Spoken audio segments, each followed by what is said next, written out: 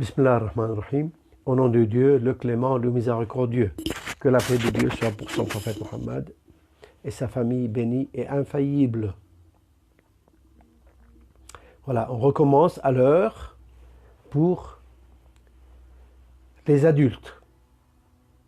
Et moi, je conseille aussi les parents de dire aux petits-enfants aussi d'écouter. Parce que il y a, même pour les enfants, c'est intéressant pour tout le monde, hein.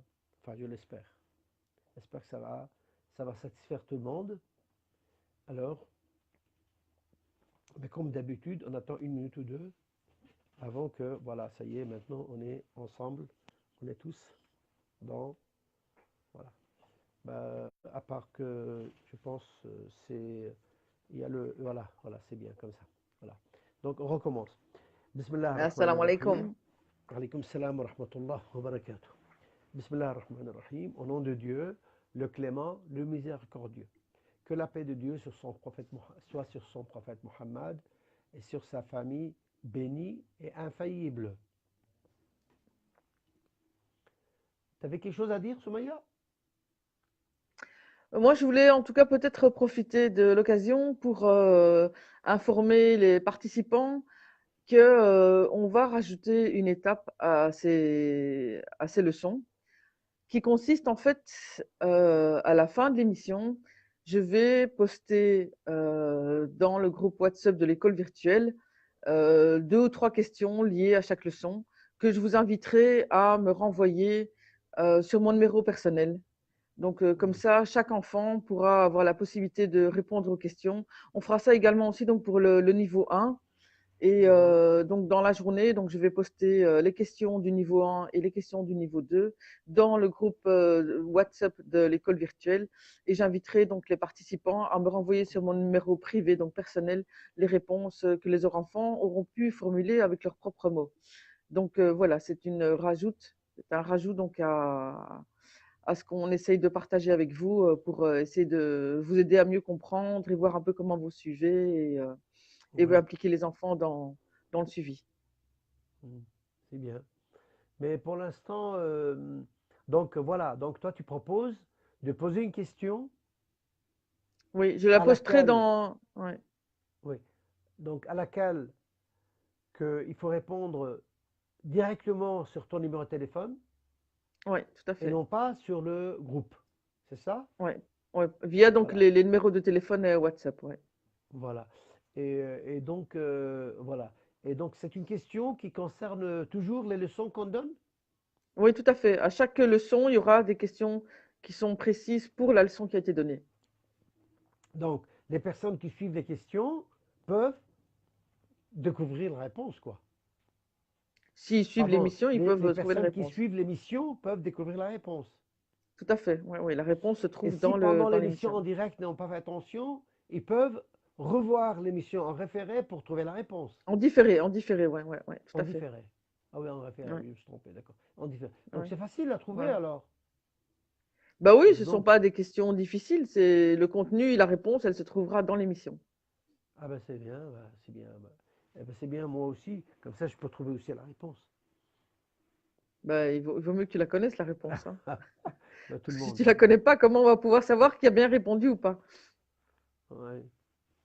Mais c'est toi qui poses la question, hein. Bon, voilà. Ok, Donc, on attend toujours. Voilà. Alors, moi, je propose à nous, à nos amis qui nous regardent, d'envoyer un petit bonjour, un petit, une appréciation pour savoir qu'ils sont là. Parce un que si commentaire en eux, tout cas pour qu'on sache. ils émettent pas quelque chose, on ne peut pas découvrir leur présence avant de commencer notre cours. Au moins qu'il y a quelques-uns qui se montrent, qui montrent qu'ils sont présents. Bah, euh, bah, euh, Donc, en tout cas, voilà. Donc tout à l'heure, dans le courant de la journée, je posterai donc sur le groupe de l'école les questions liées à la première leçon des enfants et puis les questions liées à la deuxième émission pour les plus grands, que je vous inviterai donc à y répondre, mais en me renvoyant les réponses sur le oui, groupe WhatsApp. Sur mon numéro personnel, par contre, pas sur le oui, groupe WhatsApp. Voilà. très bien. Et aussi, bon, bah, voilà, commencent à apparaître nos amis, voilà, ils sont déjà là, voilà. Salam, salam, très bien, merci pour la salutation. Voilà, donc ils commencent à apparaître comme quoi ils sont présents. Voilà. Et donc moi, je tiens à rappeler quelque chose aussi, quand même, quelque chose d'important, hein, que pour bien suivre les cours, il vaut mieux que la réception soit faite sur un grand écran. Par exemple, sur un laptop assez important, un grand écran, ou bien carrément sur la télé. Ça donne beaucoup plus de facilité aux enfants de suivre. Ils sentent plus la présence du cours. Et ce sera plus facile pour eux de suivre. C'est vrai ou non, Sommeil? Qu'est-ce que tu en penses? Oui, tout à fait. Je pense que ça a plus d'importance et ça leur permet de mieux suivre, d'être face à un grand écran. On a Oui, la facilité d'être à la maison chacun, mais la difficulté qu'on n'est pas présent en chair et en os.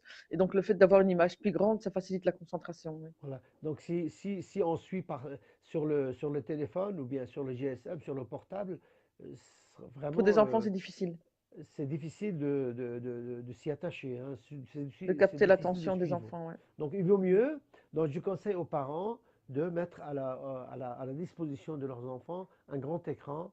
Le mieux de tout, ça sera une grande télé, hein, un écran de télévision, n'est-ce pas, qui sera, qui leur permettra de bien voir tous les détails concernant les cours et puis suivre mieux les mouvements et les gestes comment dirais-je, qu'on ajoute au cours, par exemple la manière de parler, etc. Donc c'est important, les enfants, ça leur plaît, ça les rattache au cours.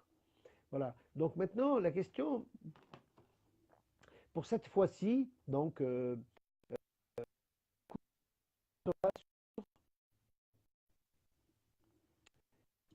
l'évidence de la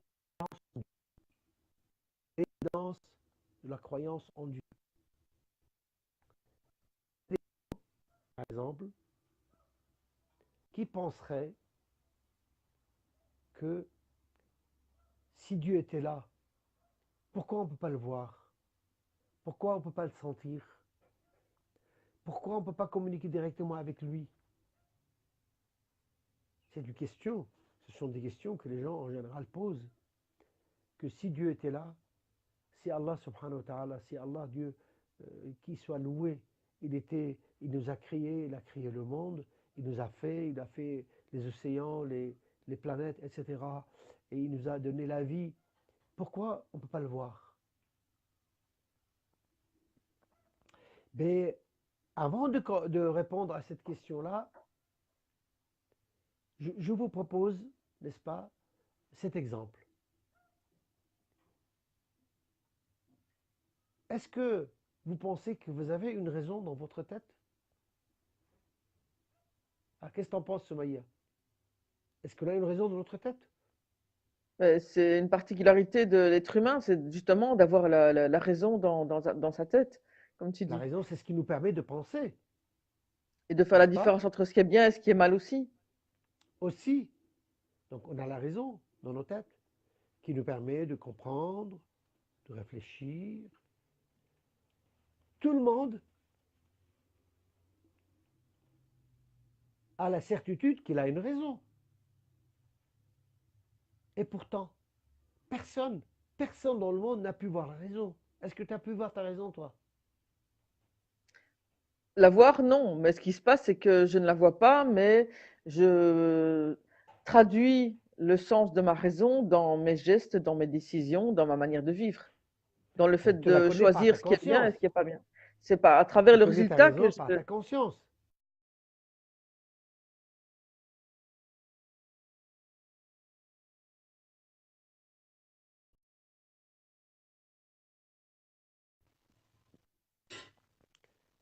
Donc, est-ce que tu m'entends toujours, Somaya?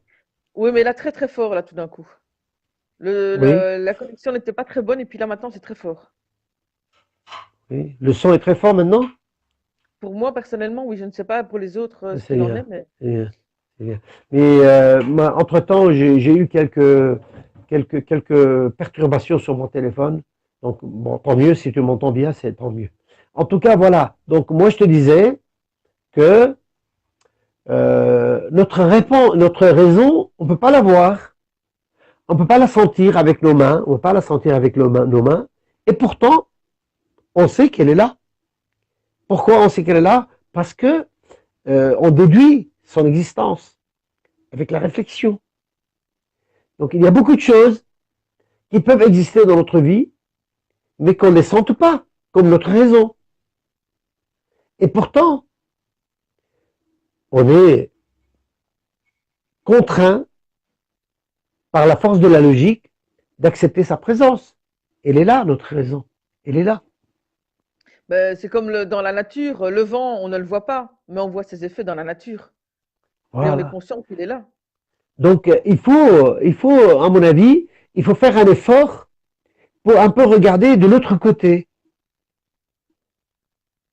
Par exemple, moi je vois, admettons, je vois le vent, je vois le ciel, je vois les nuages, je vois les étoiles, je vois tout ça.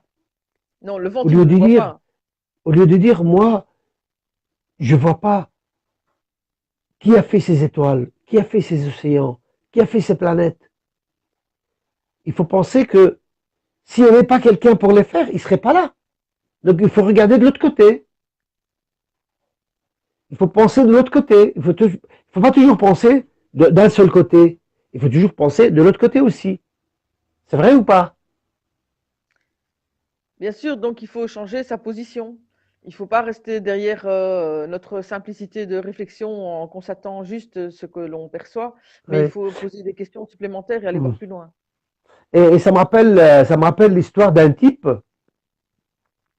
qui, qui se plaignait du fait que sa femme n'entendait pas, quoi. Sa femme n'entendait pas. Alors il est parti voir un médecin, spécialisé en ORL, c'est-à-dire qui est spécialisé dans le nez, l'oreille Et la et gorge. le et la gorge. Otorino-laryngologue. Otorino-laryngologue. Voilà, voilà. Donc elle a été le voir et il s'est plaint devant lui. Il a dit voilà, non, non, non. Moi, je voudrais que vous me donniez un traitement pour ma femme qui n'écoute pas, qui n'entend pas. Qui n'entend Ma pas. femme n'entend pas. Alors il lui a demandé s'il peut lui donner un traitement pour sa femme. Alors le médecin, il lui a dit moi je veux bien te donner un traitement, mais avant de commencer les diagnostics nécessaires et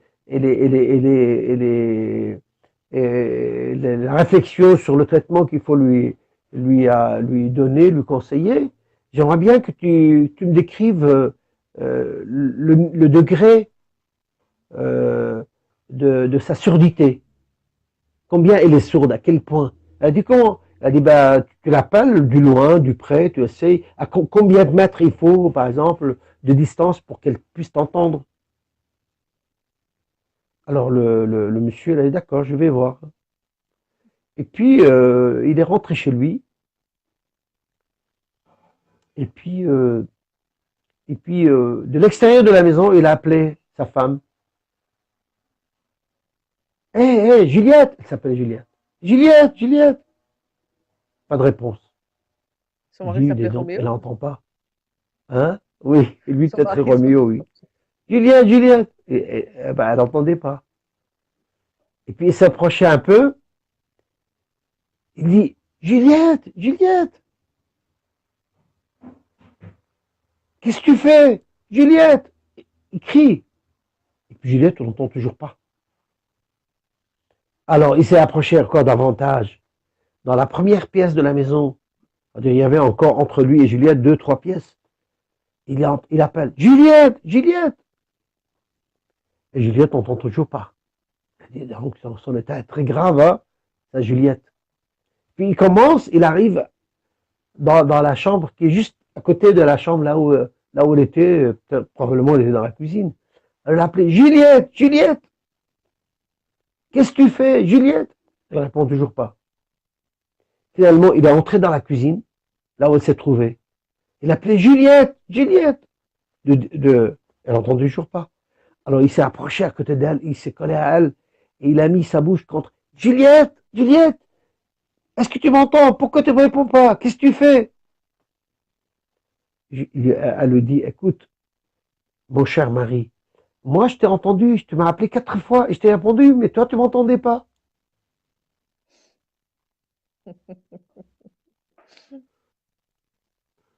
Alors, alors on ne sait pas qui est sourd dans l'affaire. Bien sûr, c'est le mari, hein. Vous avez compris. Alors, il croyait que sa femme qu'il écoutait, qu'il n'entendait pas, alors que c'est lui qui l'entendait pas. Pourquoi? Parce que il faisait pas l'effort de regarder de l'autre côté ou bien d'écouter de l'autre côté. Pour arriver au savoir, il faut essayer de regarder de tous les côtés, d'ici, et écouter de ce côté-là. C'est-à-dire écouter de son côté à lui et aussi écouter de son côté à elle. Et moi, je pense comme ça toujours. Hein. Alors, au lieu de penser que, puisque nous, on voit Dieu, donc il n'existe pas, il faut penser, si on ne le voit pas, c'est parce que nous, on n'est pas capable de voir. Parce que Dieu, il est illimité. Il n'a pas de limite. Et nous, on est limité. On ne va pas voir parce que nous, on est limité. Oui, finalement, ça me fait penser à nouveau à l'histoire d'une dame âgée qui était aveugle et qui filait de la laine et qui était constamment dans l'adoration de Dieu. Et les gens se posaient la question, mais puisqu'elle ne voit pas, comment elle peut voir Dieu? Comment elle peut être sûre que Dieu existe? Et puis elle a simplement répondu qu'avec tous les bienfaits qu'elle avait autour d'elle, la nourriture, la chaleur, le soleil, toutes les choses qu'elle arrivait à percevoir, elle arrivait vraiment à la conclusion que Dieu existait, que Dieu était bienveillant et que Dieu prenait soin d'elle. Et donc, alors qu'elle est aveugle, elle a une vue, une acuité visuelle et une sensation et une intelligence et une raison qui lui permettent de Excusez-moi, comprendre. Soumaya, est-ce que je peux demander une faveur?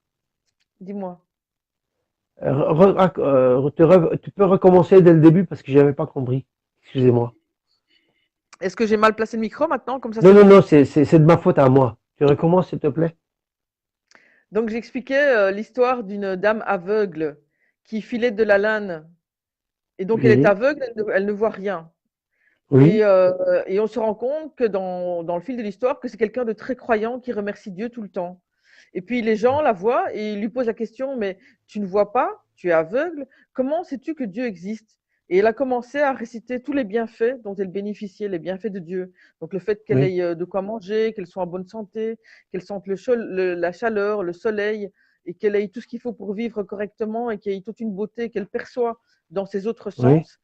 Elle était convaincue par sa raison, par sa logique, par son intelligence, que Dieu existe. Et donc, elle arrivait à percevoir l'existence de Dieu alors qu'elle était aveugle et que les autres gens qui étaient autour d'elle, qui sont pourtant avec la vue, n'arrivaient pas à voir. Et donc, pour mettre en évidence qu'on peut être aveugle de la vue, mais la perception de tous nos sens nous permet d'arriver à la conclusion que Dieu existe. Et cette dame, en tout cas, était convaincue de l'existence de Dieu et le remerciait constamment pour tous ses bienfaits. oui, oui, oui. Mhm. Et aussi, il y a une autre dimension aussi, à mon avis. Il y a une autre dimension qui nous fait peut-être, pas seulement peut-être, qui nous fait sûrement comprendre la nécessité de l'existence de Dieu, même si on ne le voit pas. C'est-à-dire, C'est-à-dire que bah, nous, on pense que ce monde dans lequel nous vivons est un monde raisonnable, parce que tout est bien organisé, tout est bien. S'il y a un désordre dans ce monde, ça vient de l'homme. Dans le monde, il n'y a pas de désordre.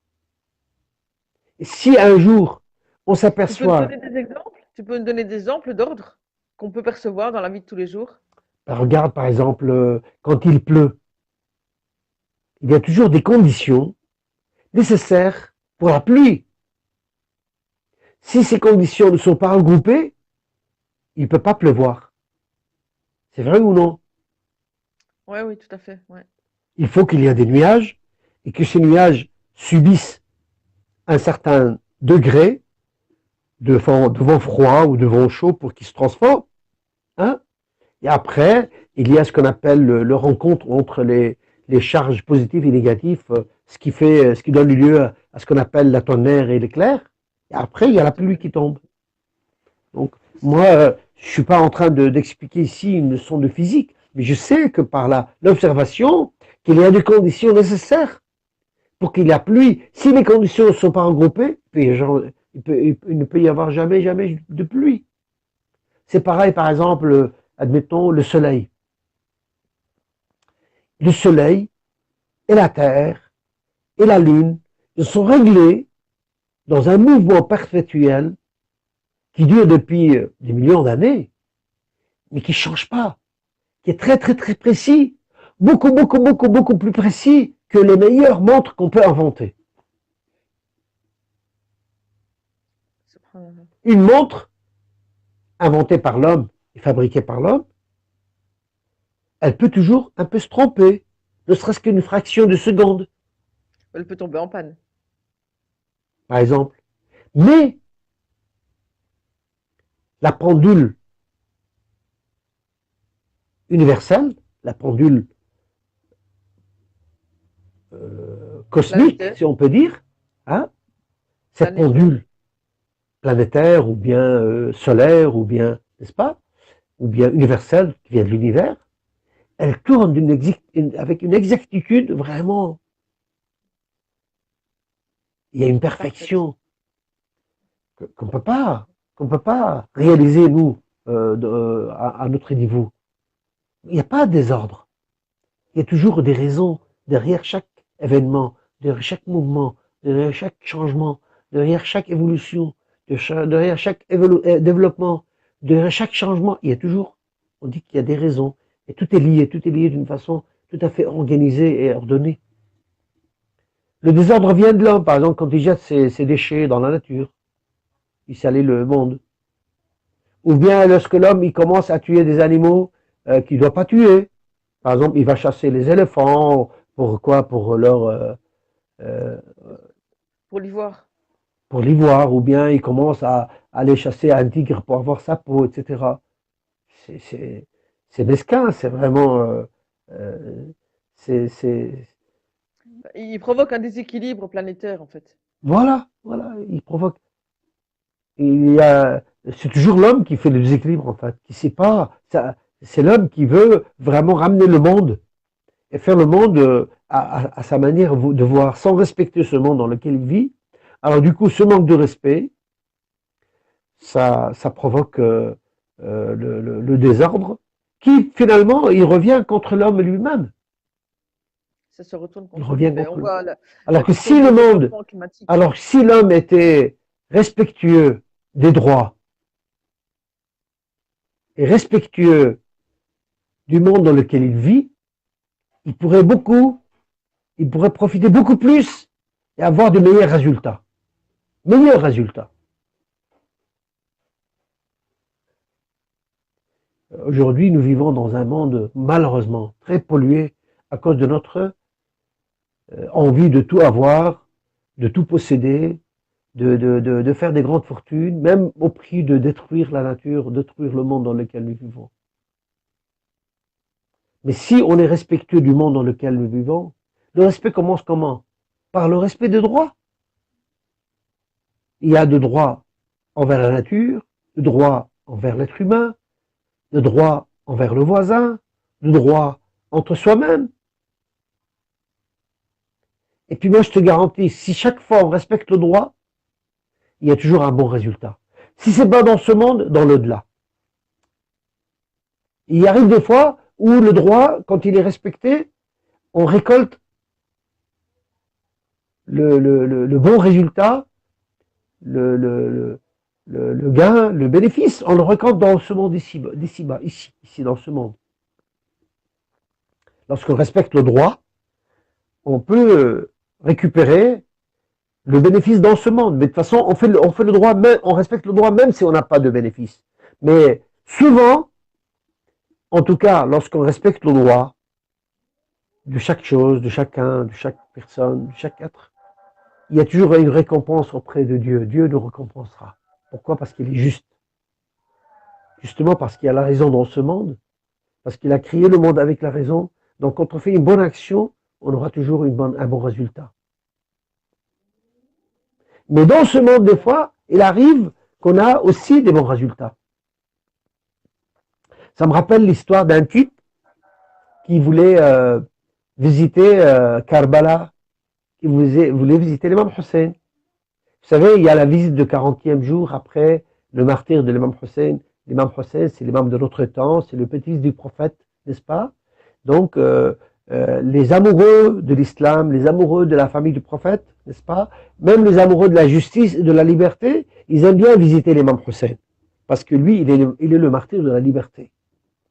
Parce que on a tué l'imam Hussein parce qu'il voulait dire la vérité, parce qu'il voulait être juste. Alors, les musulmans, comme, je ne sais pas, ceux qui ont pu témoigner ou bien regarder, il y a à peu près quelques jours, les musulmans, beaucoup de musulmans amoureux de la famille du prophète sont allés visiter l'imam Hussein à pied, hein, ils sont allés à pied. Alors, quand on visite l'imam Hussein à pied, on se donne toute cette peine pour faire cette visite. Il faut aussi respecter les principes pour lesquels l'imam Hussein est tombé en martyr, c'est-à-dire la droiture, la justice, le droit des autres. Alors ce jeune homme, il voulait visiter l'imam. Alors il faisait la route, et puis vous savez, sur la route pour aller chez l'imam Hussein, il y a des fois où la route passe à côté d'une grande rivière qui s'appelle l'Euphrate. Et bien sûr, au bord de l'Euphrate, il y a des jardins, il y a des plantations. Alors ce monsieur, enfin ce jeune homme, il marchait. Et puis il arrive à un moment où il avait très faim. Et puis c'était dans le temps. Aujourd'hui, chaque fois que vous marchez, vous trouvez il y a des gens qui vous offrent à manger, à boire gratuitement. D'ailleurs, ils vous offrent à dormir. Mais dans le temps, surtout du temps où il y avait des oppresseurs, donc les gens ne pouvaient pas faire des salles de réception et des tentes de réception comme aujourd'hui sur la route. Donc c'était rare de trouver une possibilité d'être reçu par quelqu'un en faisant ce chemin. Donc il faisait faire des distances des fois, il y avait personne pour vous recevoir ou bien pour vous aider, pour vous offrir à manger. Donc ce jeune homme, il marchait, et au bout d'un moment, il avait faim. Et sur sa route, il a vu un jardin planté de dattiers. Dattiers, ce sont des arbres. Les dattiers sont des arbres comme les palmiers, mais ça ont des fruits. Ils ont des fruits qui s'appellent les dattes. Vous aimez bien les dattes, hein? On les mange souvent le mois de Ramadan. Hein? En tout cas, ce jeune homme, il est tellement épris et puis affamé qu'il n'a pas fait attention. Il a traversé le jardin, il est entré dedans et il a attrapé quelques dattes, il les a mangées. Et une fois il a mangé ces quelques dattes, il s'est souvenu qu'il n'avait pas le droit de faire ça. Il a dit, comment? Moi, je marche dans la voie de l'imam Hussein. Moi, je suis quelqu'un qui se donne la peine d'être sur la voie de l'imam Hussein. Je ne respecte pas le droit d'autrui. Il commence à se dire, mais que dois-je faire maintenant? C'est vraiment un problème. Donc, il a commencé à chercher pour savoir qui est le propriétaire de cette plantation de dattiers afin de pouvoir régler le prix de ce qu'il a mangé, afin de payer le droit de ce qu'il a mangé sans l'autorisation du propriétaire. Parce que ce qu'il a mangé comme date n'était pas sur le chemin des passagers. C'est-à-dire ne dépassait pas le terrain des dattiers. Parce que vous savez, si vous passez sur un chemin, il y a des branches, par exemple, de dattiers ou de pommiers ou d'orangers qui vont dans la rue. Comme on a dit l'autre fois, on a le droit d'en manger. Mais lui, il est entré carrément dans le jardin. Hein? Ça dépasse les limites, de la propriété. C'est en dehors. Voilà, quand ça sort à l'extérieur et que les branches sont au-dessus de lieu de passage, De la voie de publique. passagers, au lieu public, voilà, on a le droit d'en manger, cet endroit. Mais par contre, lui, il est entré carrément dans le jardin pour pouvoir en manger. Et donc, il commence à chercher, il contournait l'endroit, tout ça. Il a trouvé des gens, ils lui ont dit, ah oui, oui, oui, le propriétaire de ce jardin, de ces dattiers, il habite dans tel endroit, à quelques centaines de mètres. Donc lui, il a été jusqu'à, il a trouvé un vieil homme assis devant la porte de sa maison. Il a salué, il a dit bonjour, salam alaikum, que la paix de... Alaikum salam, l'autre il a répondu. Qu'est-ce qui vous ramène? Qu'est-ce que... Voilà. Il a dit, moi, voilà, je suis auprès de vous, je voudrais vous demander pardon et payer un droit. Il a dit, dites-moi, de quoi s'agit-il? Qu'est-ce qu'il y a? Alors le jeune homme, il parle avec le vieil homme, avec l'homme âgé. Il lui dit, monsieur, moi, en passant, j'avais senti une faim qui m'a perturbé mon attention et par erreur, je suis entré dans votre plantation de dattes, de dattiers, et puis j'ai mangé de vos dattes. Et après, je me suis rappelé que je dois vous régler le droit de ces dattes que j'ai mangées. Il a dit, l'homme âgé, il lui a dit, mais vous êtes redevable envers moi des dattes que vous avez mangées. Et, et où allez-vous dans ce chemin? Il a dit, moi, j'allais pour la visite de l'imam Hussein, l'imam de notre cœur, l'imam qui est tombé en martyr pour le droit et la justice. Et moi, je tiens absolument de m'acquitter de ce droit parce que je vais être sur sa voie aussi bien physiquement en marchant et aussi bien moralement en respectant le droit de ce truc. Donc je vous prie de me demander le prix que vous voulez, moi je suis prêt à vous payer. Et l'homme âgé lui a dit, d'accord, vous êtes redevable envers moi de ces dates, mais moi je ne vous pardonne pas un mois de réaliser quelque chose pour moi. Et le jeune homme, il commence à sentir, il dit, comment, que dois-je faire? Il dit, oui, dites-moi monsieur, je suis prêt à faire tout ce que vous voulez pour avoir l'esprit et la conscience tranquille. Il dit, écoutez monsieur, vous êtes un jeune homme, mais moi, je n'accepte de vous pardonner les dates que vous avez mangées, sauf si vous vous mariez avec ma fille. Alors le jeune homme, il a dit, tiens, c'est une bonne chose. Parce que lui, il était célibataire et cherchait à se marier. Il dit, mais seulement attention, ma fille, elle est aveugle, elle est sourde, hein, et puis elle est aussi handicapée. Elle est muette. Oui, les sourds en général sont muets. Donc handicapée, sourd et muette, et handicapée, elle ne bouge pas. Voilà. Donc il a dit, comment savoir? Qu'est-ce que c'est? C'est vraiment très difficile pour les quelques dates qu'il a fait l'erreur de les manger. Il doit payer tout ce prix-là à vivre avec une femme sourde, muette, aveugle et aussi ne bouge pas. Mais quelle vie il va avoir avec elle? Quel malheur va lui arriver? Il commence à penser, à calculer son avenir avec cette affaire, avec cette mésaventure qu'il a commise. Il commence à faire, qu'est-ce que je dois faire? Il a dit, mais c'est pas grave, c'est pas grave. Moi, pour l'amour de l'imam Hussein, par dévouement envers lui, je vais accepter quoi qu'il me demande ce monsieur pour me faire pardonner. Parce que moi, je ne supporte pas d'avoir sur la conscience cette agression que j'ai fait envers lui en mangeant ses dates sans son autorisation. Il a dit, oui monsieur, pour l'amour de l'imam Hussein, moi je suis prêt à faire ce que vous voulez. Et d'accord. Donc il a fait entrer chez lui, il lui a fait à manger, voilà.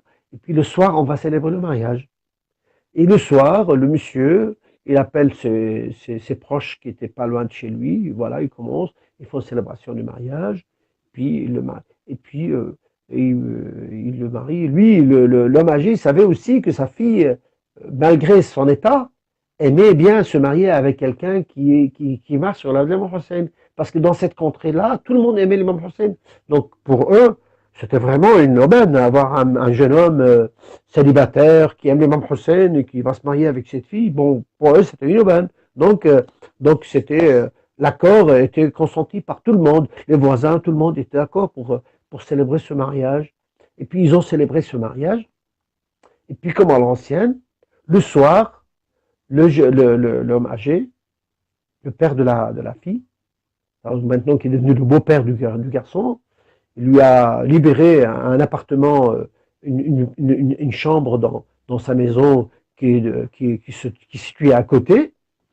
Après la célébration et puis la fête, et tout le monde l'a félicité. Et puis après, tout le monde est parti et l'homme, le père donc le beau-père, il a laissé le champ libre au garçon, au jeune homme d'entrer chez sa mariée, sa fiancée. Et lui, il se lamentait, il disait, mais dans quel état je vais me trouver avec cette femme aveugle, sourde, muette, handicapée? Comment je pourrais? Je lui ai dit, c'est pas grave, il est entré. Et une fois entre dans cette chambre, il est complètement ébloui. Il trouve devant lui une belle femme, grande, des beaux yeux, avec un sourire vraiment qui capte le cœur, n'est-ce pas? Et puis, il est étonné. Il dit, quoi, qu'est-ce que je dois devant moi? Qu'est-ce que je dois devant moi?